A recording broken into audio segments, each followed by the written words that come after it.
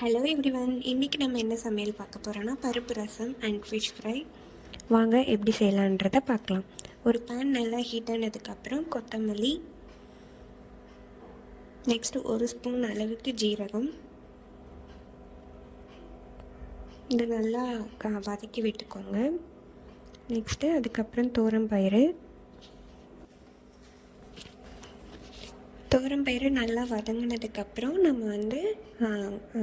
காஞ்ச மிளகாய் ஆட் பண்ணிக்கலாம். 2 காஞ்ச மிளகாய். இதை நல்லா சிம்மில் வச்சே நம்ம வதக்கணும். ரொம்ப ஹை ஃப்ளேமில் வச்சா தீஞ்சிரும் எல்லாமே. அப்புறம் நமக்கு ரசமே கருகுன மாதிரி டேஸ்ட்டில் இருக்கும். இதை நல்லா வதக்கிக்கோங்க. காஞ்ச மிளகாய் அப்படியே முழுசாக அரையாது என்னோடய ஜாரில், அதனால் நான் 2ஆக கட் பண்ணிக்கிட்டேன். இது நல்லா வதங்கினதுக்கப்புறம் ஆற வச்சு நம்ம அரைச்சிக்கலாம்.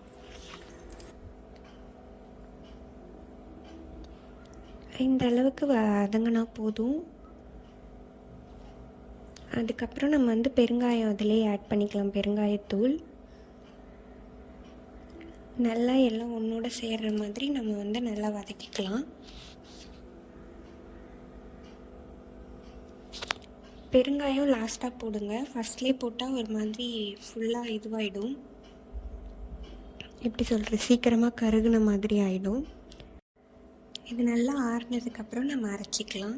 ஒரு 5 to 15 minutes ஆற வைங்க. ரொம்ப சூடாக அரைக்க வேண்டாம். ஸோ இந்த குறைன்னு அரைச்சிக்கோங்க. அதுக்கப்புறம் ஜாரில் 3 தக்காளி, நல்லா பழமான தக்காளியை எடுத்து நம்ம அரைச்சி இதில் ஆட் பண்ணிக்கலாம். இந்த மாதிரி நான் கொஞ்சம் கட் பண்ணிவிட்டு போட்டிருக்கேன். ஸோ ஈஸியாக அரைஞ்சிரும். அரைச்சதை நம்ம இதில் ஊற்றிக்கலாம்.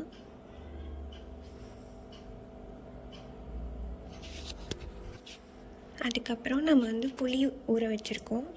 புளி இதுக்கு அதிகமாக சேர்த்துக்கக்கூடாது. ஸோ கொஞ்சம் ஒரு லெமன், சின்ன லெமன் இருக்கு இல்லையா, அந்த அளவுக்கு நீங்கள் புளியை ஊற வச்சுக்கோங்க. அதோட சாறை மட்டும் எடுத்து நம்ம இதில் ஆட் பண்ணிக்கலாம். நம்ம நார்மல் ரசத்தில் வைக்கிற மாதிரி இது சக்கையோடு போடக்கூடாது. ஸோ புளியை இந்த மாதிரி வடிகட்டிக்கோங்க.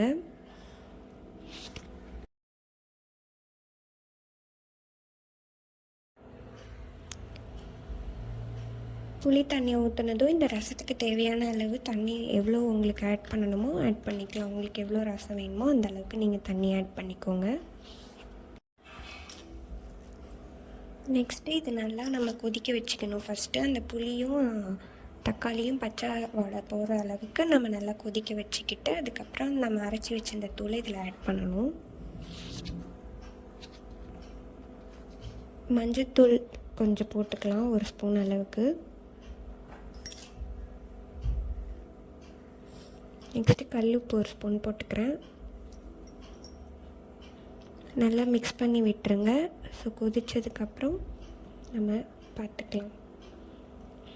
ஒரே ஒரு பச்சை மிளகாய் இந்த மாதிரி கீரி போட்டுக்கோங்க. நம்ம பருப்பு ஆல்ரெடி வேக வச்சுருக்கோம்.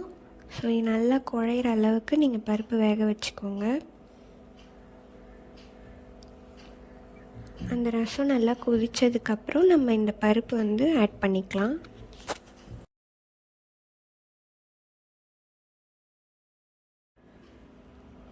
பாருங்கள், ரசம் நல்லா கொதிச்சிருச்சு. கொதித்ததுக்கப்புறம் நம்ம அந்த பருப்பை ஆட் பண்ணிக்கலாம். நம்ம எண்ணெய்லாம் ஊற்றி தாளித்ததுக்கப்புறம் தான் கொதிக்கக்கூடாது. அந்த மாதிரி கொதித்தா கசப்பாயிடும். அதனால தான் இந்த மாதிரி முதல்ல புளியும் தக்காளியும் சேர்த்து நம்ம கொதிக்க வச்சுக்கலாம். இப்போ பருப்பு ஆட் பண்ணதும் நமக்கு கட்டி ஆகிடும். அதுக்கப்புறம் நம்ம இந்த தூள் நம்ம ஏற்கனவே அரைச்சி வச்சுருக்கோம் இல்லையா, அந்த தூளை நம்ம இதில் ஆட் பண்ணிக்கலாம். ஸோ நீங்கள் ஃபஸ்ட்டு இனிஷியல்லே நீங்கள் நிறைய தண்ணி ஆட் பண்ணிக்கோங்க. ரசம் உங்களுக்கு தண்ணியாக வேணும் அப்படின்னா.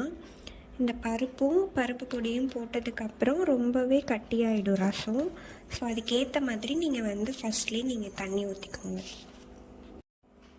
தாளிக்கிற போது நீங்கள் நெய் ஊற்றி தாளிச்சிங்க அப்படின்னா இந்த ரசம் ரொம்பவே டேஸ்ட்டாக இருக்கும்.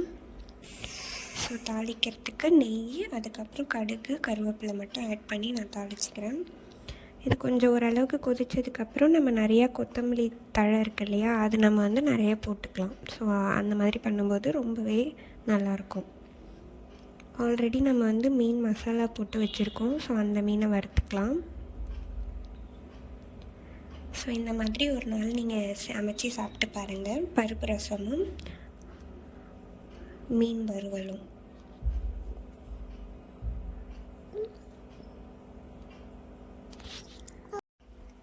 இந்த ரெசிபி உங்களுக்கு பிடிச்சிருந்தா லைக் பண்ணுங்கள், ஷேர் பண்ணுங்கள், கமெண்ட் பண்ணுங்கள். நீங்கள் என்ன மாதிரி காம்போஸ்லாம் லஞ்சுக்கு ட்ரை கமெண்ட் பண்ணுங்கள். பாய்.